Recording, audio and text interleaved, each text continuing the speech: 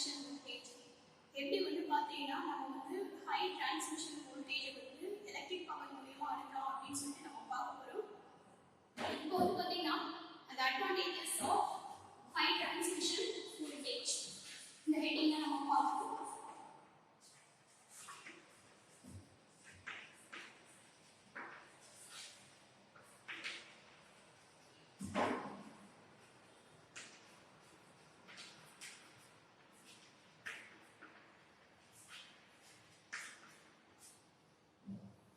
Advantages of high transmission voltage தான் நம்ம பார்த்துக்கிட்டு இருக்க டாபிக். இப்போ வந்து பாத்தீங்கன்னா இந்த மாதிரி வோல்டேஜ் வந்து நம்ம எலக்ட்ரிக் பவர் மூலமா வந்து அதிகமா அனுப்பலாம் அப்படின்னு சொல்லிட்டு இப்போ நம்ம பார்த்துக்கிட்டு இருக்கோம். இப்போ வந்து பாத்தீங்கன்னா அந்த ஹை டிரான்ஸ்மிஷன் வோல்டேஜ்ல நம்ம ஃபர்ஸ்ட் வந்து நம்ம பார்க்க போறது பாத்தீங்கன்னா reduce the volume of conductor. இப்போ என்ன பண்ண போறோம் அப்படின்னு பாத்தீங்கன்னா வால்யூம் வந்து நம்ம ரெடியூஸ் பண்ணோம் அப்படின்னு பாத்தீங்கன்னா அதோட எலக்ட்ரிக் பவர் வந்து நம்ம வந்து டிரான்ஸ்மிட் பண்ணலாம். அது வந்து எப்படி நம்ம டிரான்ஸ்மிட் பண்ணலாம் அப்படின்னு சொல்லிட்டு நம்ம இப்போ வந்து பார்க்க போறோம். இப்போ ஃபர்ஸ்ட் வந்து பாத்தீங்கன்னா அந்த டிரான்ஸ்மிஷன் ஆஃப் அந்த வால்யூம் ஆஃப் கரண்ட் வந்து எப்படி நம்ம ரெடியூஸ் பண்ணலாம் அப்படின்னு சொல்லிட்டு இப்போ வந்து ஃபர்ஸ்ட் வந்து ஸ்டெப் பை ஸ்டெப்பா பார்க்கலாம்.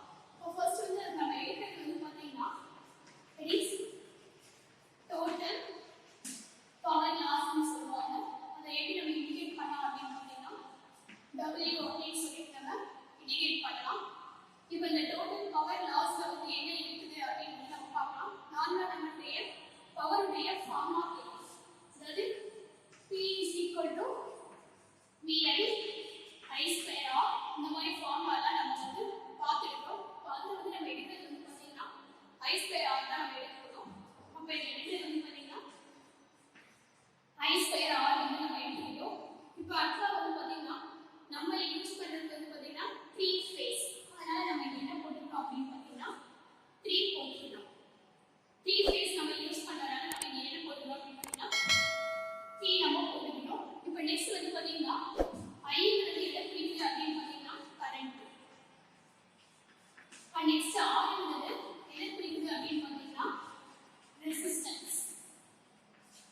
அப்போ வந்து கரண்ட்னா என்ன ரெசிஸ்டன்ஸ்னுடைய ஃபார்முலா என்னென்ன அப்படின்னு சொல்லி நம்ம பார்க்கலாம்.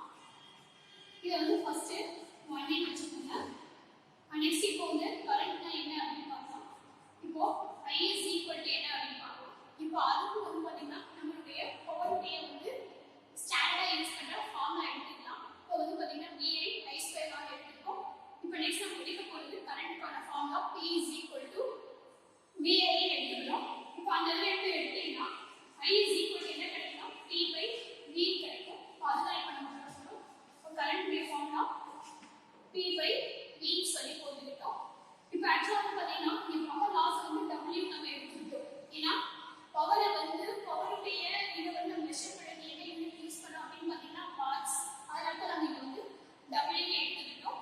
இப்போ கரண்ட் வேவ் ஃபார்முலா பாத்தீங்கன்னா P by V எடுத்துக்கிட்டோம். இப்போ நம்ம 3 phase அப்படிங்கறனால √3 in terms of cos phi. அதாவது in terms of power factor வந்து நம்ம வந்து கரண்ட் வந்து நம்ம எடுத்துக்கிட்டோம். இப்போ வந்து ரெசிஸ்டன்ஸ் உடைய ஃபார்முலா என்னன்னு பார்க்கலாம்.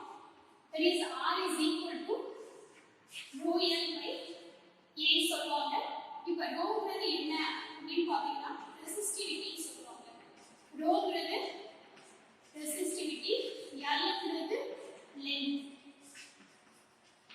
லென்த்னா நீளம் அப்படின்னு சொல்லுவாங்க. அதுதான் வந்து லென்த்னு சொல்லி நம்ம எடுத்துருக்கோம். நெக்ஸ்ட் வந்து பாத்தீங்கன்னா இப்போ இதுக்கு முன்னாடி நம்மளுக்கு தெரியும் ஏங்கிறது என்ன அப்படின்னு பாத்தீங்கன்னா ஏரியான்னு சொல்லுவாங்க. ஏங்கிறது ஏரியா. இப்போ நெக்ஸ்ட் வந்து பாத்தீங்கன்னா இப்போ இந்த கரண்ட் உடைய ஃபார்முலா ரெசிஸ்டன்ஸ் உடைய ஃபார்முலா என்ன சப்ஸ்டிட் பண்ண போறோம் அப்படின்னு பாத்தீங்கன்னா நம்ம 1ல போய் சப்ஸ்டிட் பண்ணலாம். Substitute I R in 1. 1ல போய் நம்ம என்ன பண்ண போறோம் அப்படின்னு பாத்தீங்கன்னா சப்ஸ்டிட் பண்ண போறோம். இப்போ அந்த சப்ஸ்டிட் பண்ணா அப்படின்னு பாத்தீங்கன்னா என்ன கிடைக்குதுன்னு பார்க்கலாம். It is 1 implies W. ஏன்னா இதுக்கு நம்ம பவர் லாஸ் வந்து நம்ம எப்படி இண்டிகேட் பண்ணிருக்கோம் அப்படின்னு பாத்தீங்கன்னா W சொல்லி இண்டிகேட் பண்ணிருக்கோம். அதனால W எடுத்துக்கிட்டேன். நெக்ஸ்ட் வந்து பாத்தீங்கன்னா இதுல என்ன சப்ஸ்டிட் பண்ணலாம் அப்படின்னு பாத்தீங்கன்னா ஃபர்ஸ்ட் வந்து 3 இருக்கு. இப்போ I உடைய ஃபார்முலா ஆல்ரெடி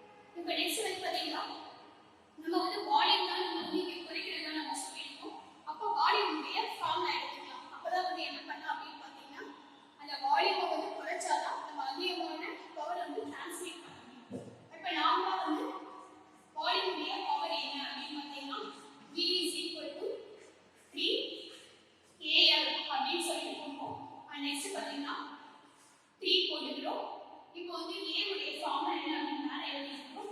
அதாவது P square rho L divided by W cos square pi V square எடுத்துக்கிட்டோம். and next வந்து L உடைய கான்செப்ட் இங்க நம்ம போட்டுக்கிட்டோம்.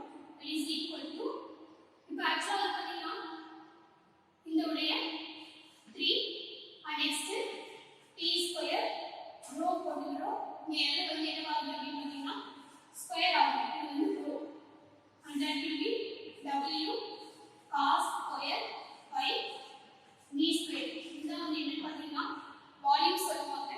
இப்போ வந்து ஆக்சுவலா பாத்தீங்கன்னா வால்யூம் வந்து நேர் விகிதம். அப்போ வால்யூம் ப்ரொபோர்ஷனல் எதுக்கெல்லாம் இருக்குது அப்படின்னு பாத்தீங்கன்னா நம்மளுடைய there is power formula power resistivity length வந்து நேர் விகிதம் அப்படின்னு சொல்லுவாங்க. அதாவது ப்ரொபோர்ஷனல் நேர் விகிதம் அப்படின்னு சொல்லுவாங்க. அதாவது directly proportional